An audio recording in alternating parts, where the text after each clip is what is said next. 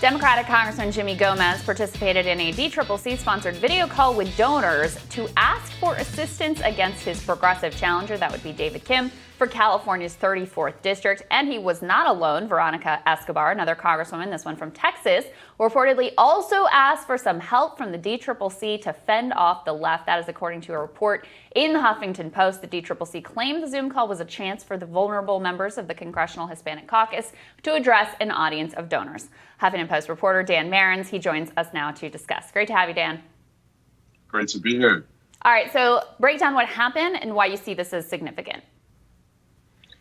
Yeah, so last week, literally the same day, it was, I believe, Wednesday, the same day that Justice Democrats announced that they were challenging Carolyn Maloney, a New York congresswoman, the Democratic Congressional Campaign Committee, of course, which is House Democrats' campaign arm, held a fundraising call with top donors where they arranged for those donors to speak with what they framed as 5, quote-unquote, frontline members of the Congressional Hispanic Caucus. Frontline is a distinction given to members in districts that Republicans are trying to flip. But in this case, while 3 of them were, fit that category easily, Mike Levin from California, Vicente Gonzalez from Texas, and Antonio Delgado in upstate New York, 2 of them were in safe Democratic seats and not part of the frontline program, but were there to talk about their primary challenges, and that was Jimmy Gomez of Los Angeles and Veronica Escobar of El Paso, Texas. That's, of course, Beto O'Rourke's former seat. And Escobar apparently kept it relatively short and to the point that she needs support from donors from a primary challenge, though I believe she was unchallenged this past cycle in a primary. And Gomez sort of waxed a bit philosophical and talked about how much of a hard time he'd had in 2020 and that his life really was on the line. And he also speculated a little bit about why that might have been. And one of the things he said, of course, was, and I should say that neither the D-Trip nor the members made any effort to deny this call, so I think we could just state it as fact. Mm-hmm. But Gomez said, I think that the white progressives in my district prefer to vote for an Asian guy because Asians are more of a minority in the district. Huh. It's a district that includes parts of downtown LA. It's 60% Latino and 20% Asian. So the idea is here that the Bernie Sanders movement is all just white progressives. And so he's turning it into since he represents a minority community, that this is white people trying to come in and take over.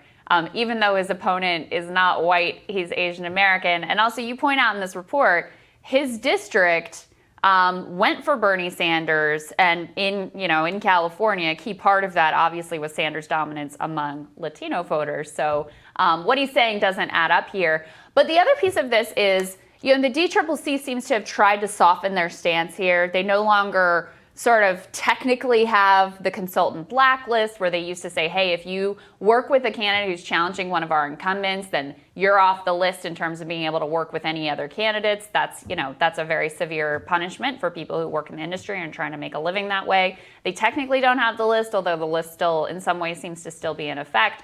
But this shows that they're operating in very much a similar way. In protecting their incumbents. On the other hand, do you think that they would be going to the mat to protect AOC, for example, from a primary challenge? Yeah, that's a good question. I think certainly their response would be absolutely that they would go to the mat for AOC. And of course, one of the challenging hypotheticals there, Crystal, is that AOC does not solicit their help and she doesn't touch them with a 10-foot pole. So one of the dynamics here is that members of the House Democratic Caucus are asked to contribute on a sliding scale of dues that reflects either their seniority or the amount that they raise. And I know that they think that AOC should be giving them something like $250,000 a year. Because she's, one of the top 5 fundraising Democrats in the House, she, of course, feels that her money is better spent contributing to Democrats directly.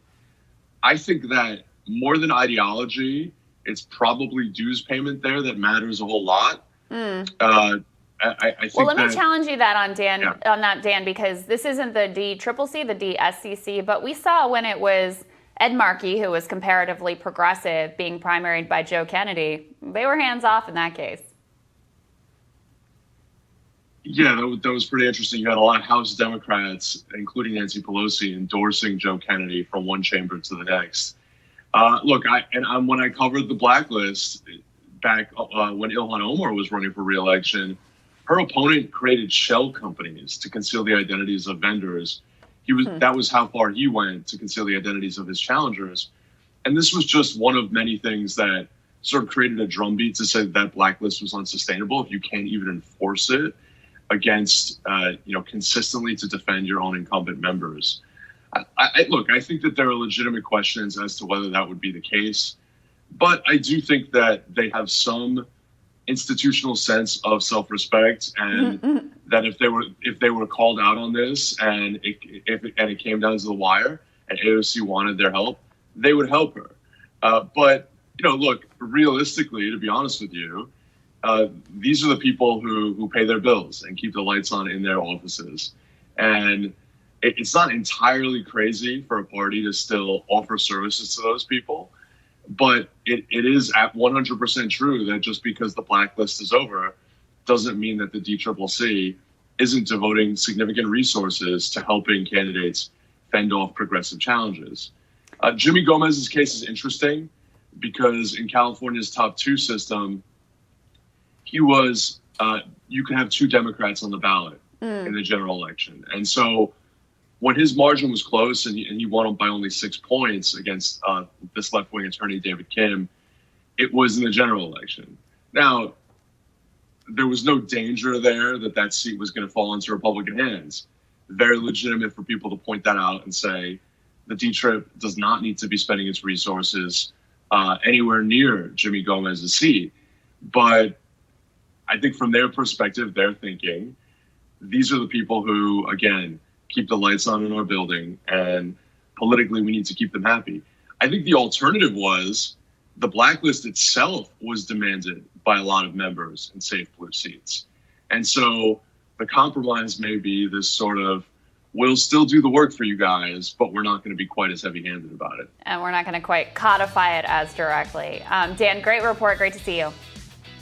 Great to see you, Crystal. More Rising for you after this.